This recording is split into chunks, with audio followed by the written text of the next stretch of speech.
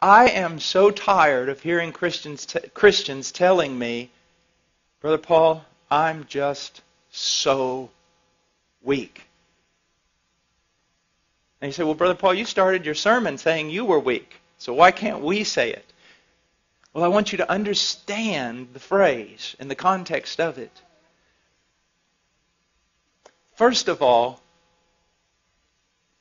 you're not weak. And I can prove it to you. In the last week, W-E-E-K, how much time did you spend grasping and striving to know God and His Word? And in prayer, knowing that apart from God and His work on your behalf, you weren't going to be able to make it. Oh, see, it's really easy to say, I'm so weak. Your problem is not that you're so weak. Your problem is that you think you're strong. And I can prove it by just looking at your devotional life. Do you see? Our problem is not that we're too weak. Our problem is that we do not recognize our weakness. Do you see that?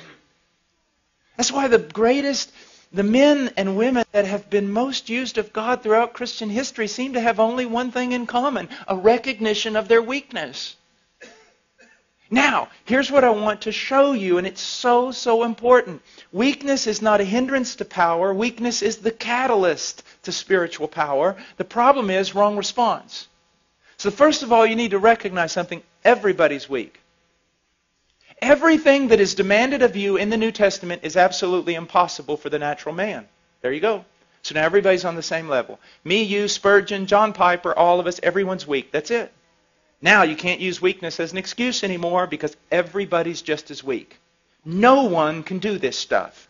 No one. So there you go. We're weak. The question is, what do we do? Now, many people just mouth weakness because it's the Christian thing to say. I'm weak. Other people find it very convenient to use that phraseology. Why? Because they can use it as an excuse for their sin. Well, I'm weak. Everybody's weak. But the right mindset here is in recognizing your weakness, it drives you to God. Immediately to God. Believing in faith that He's the fountain He claims to be.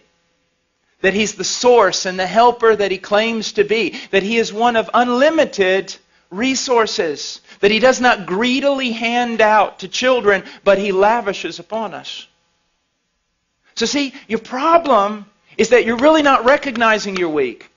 Or you recognize you're weak, but you just stay there in your weakness. The thing is, your weakness ought to drive you to God every time. But here's the problem. Let's enter in with your heart condemning you and Satan helping your heart condemn you.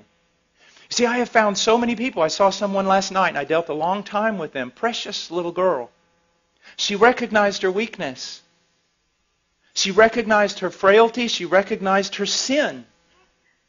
She recognized there were some things in her life she couldn't overcome right now. But here was her problem.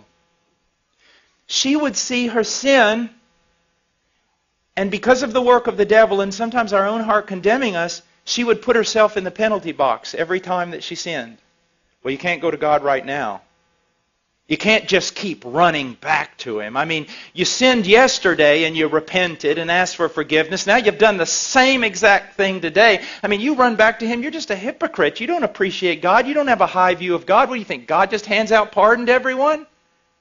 And isn't that what we do? And isn't that what we think?